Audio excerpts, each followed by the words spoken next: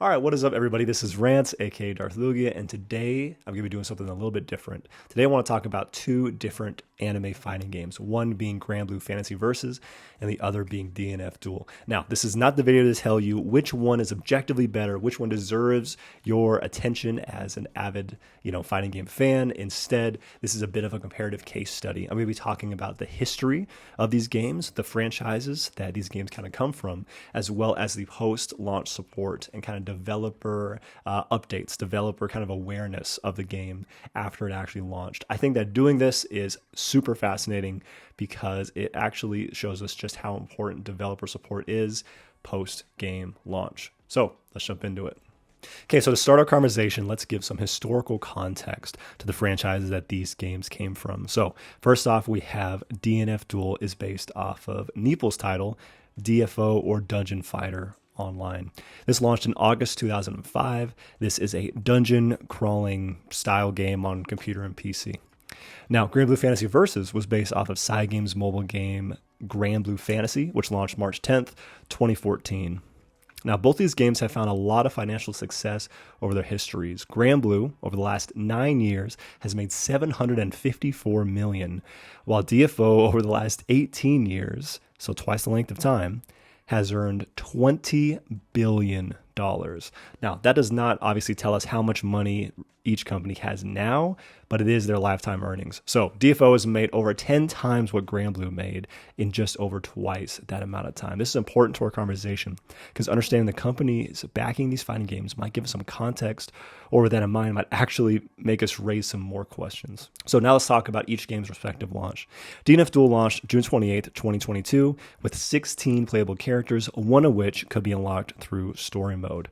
Now, to this date, about 10 months after release, no other characters have been added. Spectre is coming in the summer, meaning that their first DLC character will release in about 1 year after the game's launched.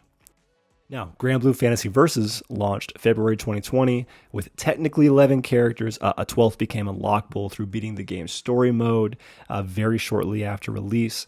And then they released DLC characters in Narmaya, March 2nd, Soris and Jita on April 6th, and Zoe on April 27th. So within 2 months of their release, they matched DNF's character roster number, but they were not done there. The Season 2 DLC pass started in September with Belial, Cagliostro in October, Uel in December, Henri in January, Eustace in April, and then So in July.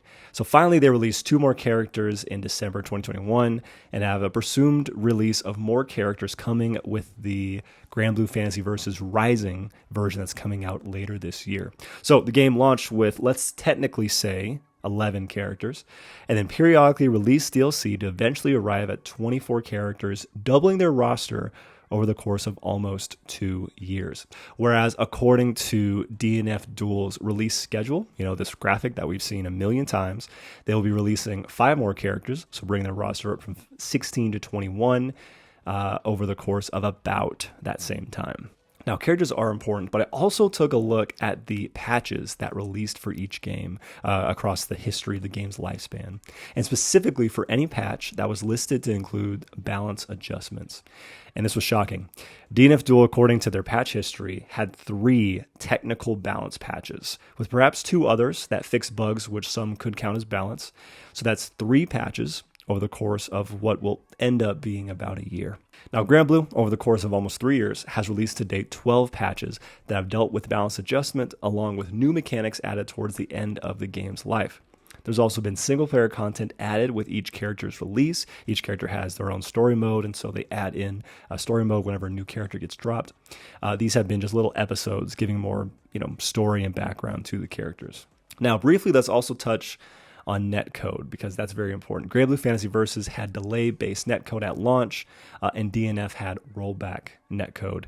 DNF's netcode is better. Even if there are consistent issues with the lobby in DNF Duel today, rollback netcode is better than delay-based.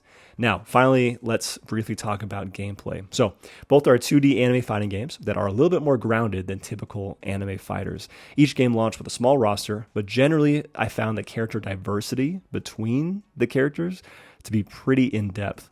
Granblue is much more footsie-oriented, is less of an explosive game. They even have mechanics that prevents you from reaching a certain amount of hits in your combos. This is, a lot of people compare this a little bit to something like Street Fighter just because of kind of the spacing and the footsies that are really necessary when you play Granblue. Whereas DNF Duel, as most of you are well aware of, is all about explosive, high damage combos and pressure.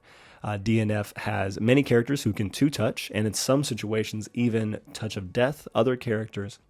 And generally, it's closer to what a traditional anime fighter might be considered. Now, each game also has accessibility options where you don't have to use quarter circle motions or Shoryuken inputs, but you get slight rewards if you do utilize these more advanced techniques. Now, visually, the games are very similar in art style. Both games were worked on by Arc System Works, who has just the best anime art style out of pretty much any fighting game out there. And you can tell that a lot of love and care were put into the designs. Now, I will say something specific here. Granblue Fantasy Versus, I think, has a better stage design. They put a lot more detail, it looks like, into some of their stages than DNF Duel. This is my subjective opinion, but I do think that there is a lot more attention into the background in Granblue. Now, something that's interesting to point out here is that Granblue was PS4 exclusive. DNF Duel came out PC, Xbox, and PS4, and is going to be getting a Switch release in April of this year. So now we get to why I wanted to make this video in the first place, and here it is.